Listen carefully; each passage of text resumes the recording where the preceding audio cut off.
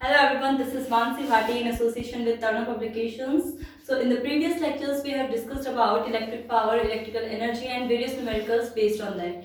So in the today's class we will discuss about heating effect. तो उससे पहले अगर आपने वो वीडियोस नहीं देखे हैं पहले वाले अभी तक तो नीचे डिस्क्रिप्शन बॉक्स में दिए गए लिंक पे जाके क्लिक करें उन वीडियोस को जरूर देखें and don't forget to subscribe our channel. So let us start with today's topic, that is heating effect of current. सबसे पहले हम इसे एक एग्जांपल से समझेंगे कि what is heating effect of current. हम डेली लाइफ में बहुत सारे ऐसे एग्जांपल्स देखते हैं. आप सपोज कीजिए आप किसी रूम में अपने घर में और आपने किसी बल्ब को जलाया हुआ है. सपोज आपने वो 10 मिनट या 15 मिनट या 20 मिनट्स के लिए आपने उसको ऑन किया हुआ है. बट आप उसके अंदर क्या देखते हैं, थोड़ी देर जलने के बाद में वो जो बल्ब होगा वो क्या होगा, गर्म हो जाएगा.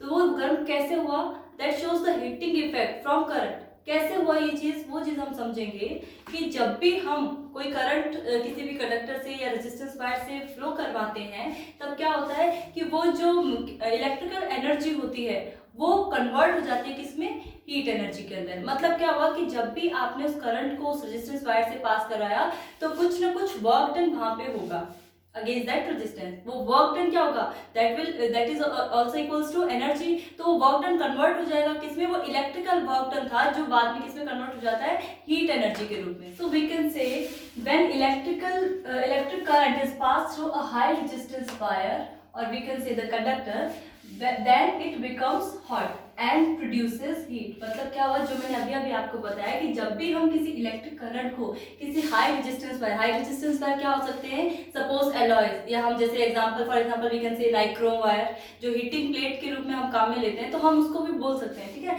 तो हाई रेजिस्टेंस वायर के थ्रू हाई रेजिस्टेंस वायर से जब हम करंट को पास कराएंगे देन इट बिकम्स हॉट. तो अभी क्या हो जाता है, अचानक से हीट प्रोड्यूस करने लग जाता है और उस हीट को हम क्या है आगे अलग अलग अप्लायंसेस में यूज करेंगे. इस चीज को हम इस वीडियो में आगे पढ़ेंगे उसके एप्लीकेशंस में कि हम इस इफेक्ट को कैसे हम डेली लाइफ में यूज करते हैं. तो when it produces heat then this effect is known as heating effect of current. Means heat produced by the current की वजह से वो हीट का प्रोड्यूस होना या जनरेट होना, उस इफेक्ट को हम क्या बोल रहे हैं, हीटिंग इफेक्ट ऑफ करंट बोल रहे हैं.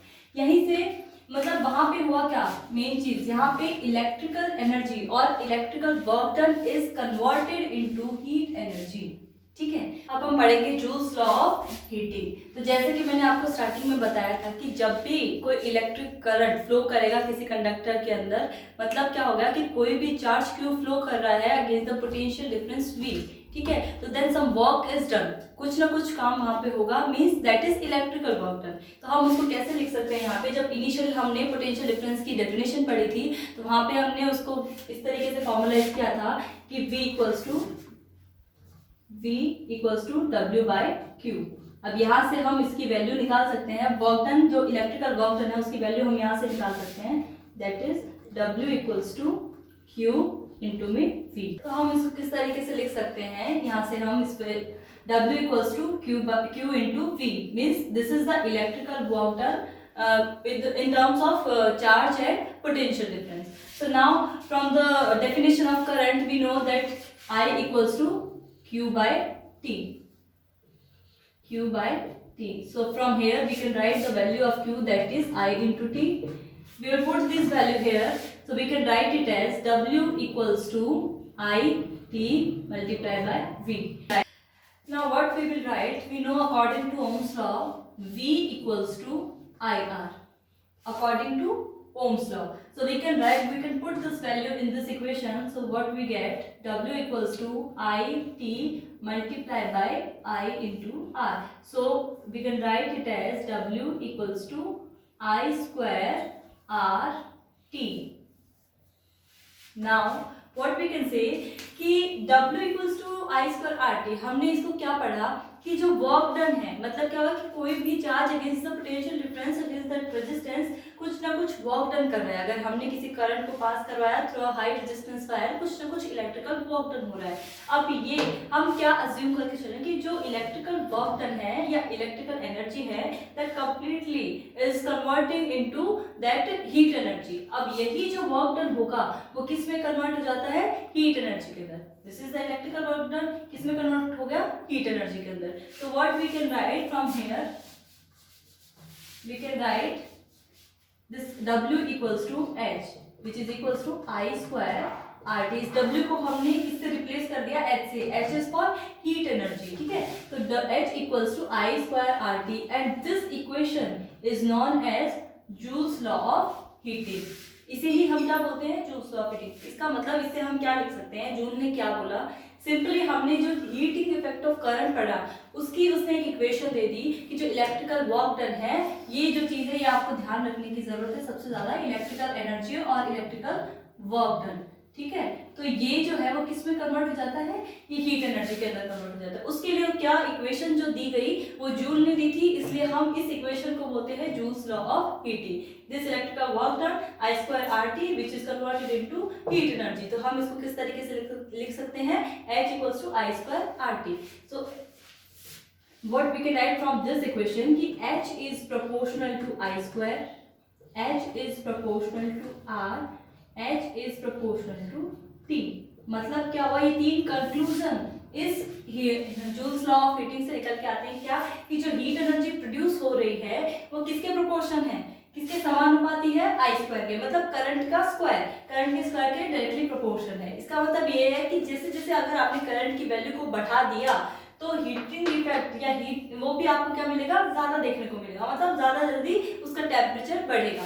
दूसरी चीज रेजिस्टेंस की, अगर आप हाई रेजिस्टेंस वायर ले रहे हो तो हीटिंग इफेक्ट उसमें भी ज्यादा होगा। High resistance wire heating effect will be more, ठीक है। हम इसी की बात करेंगे, if resistance will more than heating effect will be more. अगर रेजिस्टेंस कम होगा तो हीटिंग इफेक्ट कम होगा।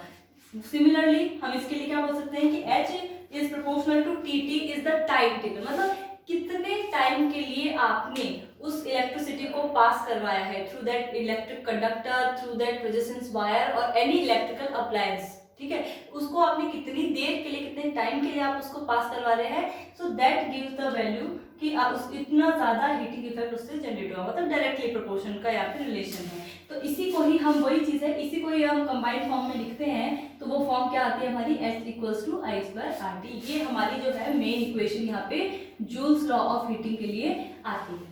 So this is all about Joule's law of heating. Now we will discuss कि how this is applied. This Joule's law of heating is applied in daily basis. इसके applications हम कहाँ use करें. So now let us study the application of heating effect of fire. So before that I should tell you कि all the electrical appliances they do not convert the electrical energy into heat energy. जितने भी हम electrical appliances की बात करें सारे के सारे उनमें से heating effect of current show नहीं करते। जैसे फॉर एग्जांपल हम फैन की बात करते हैं तो फैन जो है वो मोस्ट ऑफ द एनर्जी जो होती है उसको इलेक्ट्रिकल को मैकेनिकल के अंदर कन्वर्ट करता है।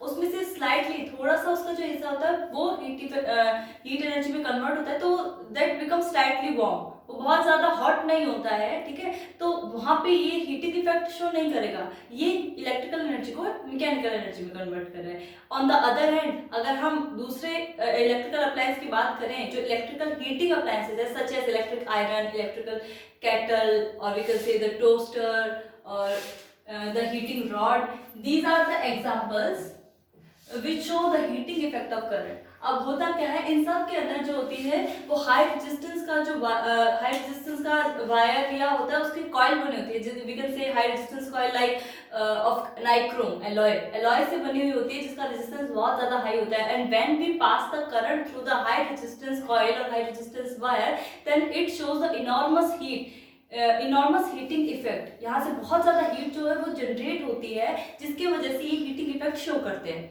तो इस वजह से हम इनको इस तरीके से यूज में लेते हैं, वो जो हीट एनर्जी है हम उसको यूज में लेते हैं और इस तरीके के इलेक्ट्रिकल अप्लायंसेस को डिजाइन किया जाता है।